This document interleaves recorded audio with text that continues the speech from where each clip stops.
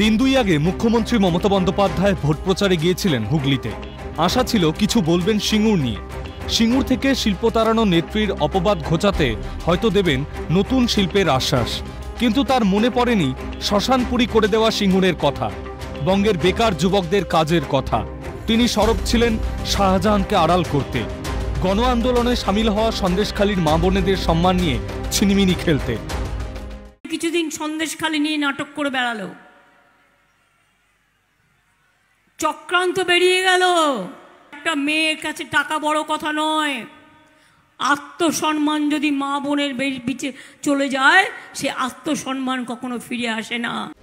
সন্দেশখালীতে অভিযোগ করা মহিলাদের বলা কথাগুলো মুখ্যমন্ত্রীর কাছে নাটক হলেও রাজভবনের অভিযোগকারিনীর কথা তার কাছে ঠিক। আমাদের মুখ্যমন্ত্রীর কাছে সন্দেশখালীর শাহজাহান নায়ক হলেও ভিলেন রাজ্যপাল। বাবারে, আমাকে এখন রাজভবনে ডাকলে আমি আর যাব না, রাজভবনে আমি আর যাচ্ছি না ভাই। আমাকে রাস্তায় ডাকলে যাব।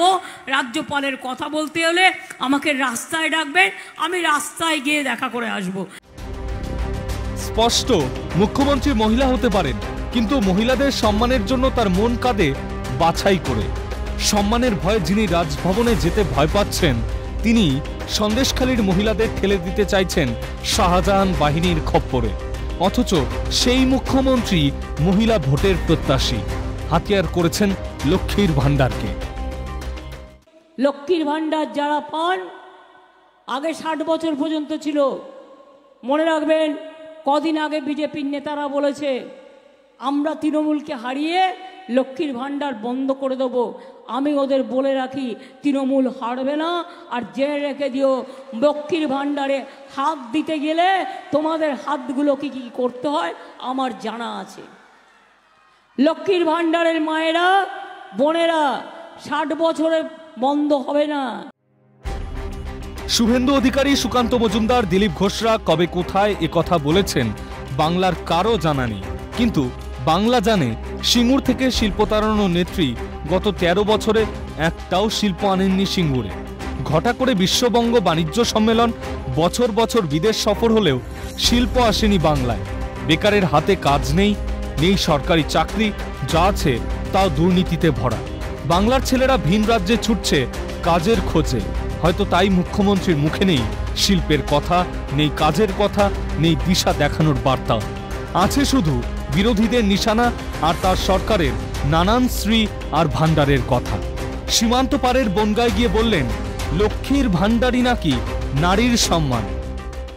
যতদিন মা বোনেরা বাঁচবে লক্ষ্মীর ভান্ডার পাবে, কারণ লক্ষ্মীর ভান্ডারটা এটা একটা মা বোনেদের সম্মান। যে নেত্রী ও তার সুযোগ্য উত্তরসূরি 2000 টাকার বিনিময়ে সম্মান বিকিয়ে দেওয়ার কথা বলে চরম অসম্মান করেছেন সন্দেশখালীর মহিলাদের, সেই মুখ্যমন্ত্রীর দেওয়া দান ভিক্ষার লক্ষ্মীর ভান্ডার কি মা বোনেদের কাছে আদৌ সম্মানের? ঘরের মায়েদের সন্তানের চাকরি না দেওয়া মুখ্যমন্ত্রী, ঘরের বউয়ের স্বামীর হাতে কাজ না দেওয়া মুখ্যমন্ত্রী 500,000-এ কিনতে চাইছেন মহিলাদের ভোট। যার হাত আছে তার কাজ নেই কেন? যদি প্রশ্নটা ওঠে, বাংলার ঘরে ঘরে কি জবাব আছে মুখ্যমন্ত্রীর কাছে? সন্দেশখালীর জনবিস্ফোরণ দেখিয়ে দিয়েছে যার কাজ আছে তার ভাত নেই। কাজ করেও টাকা পাননি সন্দেশখালীর বহু পরিবার, টাকা লুট করেছে শাহজাহানরা। কেন? জবাবে মুখ্যমন্ত্রী ও তার সুযোগ্য উত্তরসূরি বলেছেন সব নাকি সাজানো। অথচ শাহজাহানদের যিনি মালিক, তার টালির চালার নিচে থাকা পরিবার গত 13 বছরে মালিক হয়েছে কালীঘাটের 35টা প্লটের। হলো কিভাবে? তবে কি কবির কথাটাই ঠিক, যার ভাত আছে তার হাত নেই? সত্যটা এতটাই সামনে এসে পড়েছে যে কবির ভাষাতেই বলতে হয়, তবু যদি একটু পালিশ থাকতো।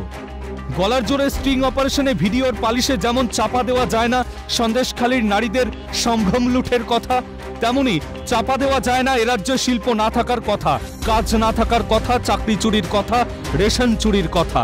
কি ভাবছেন মুখ্যমন্ত্রী, যে মেয়েগুলো যোগ্য হয়ে শাসকের দুর্নীতিতে চাকরি না পেয়ে বসে আছেন রাস্তার পাশে, তাদের দেবেন 500,000-এর লক্ষ্মীর ভান্ডার?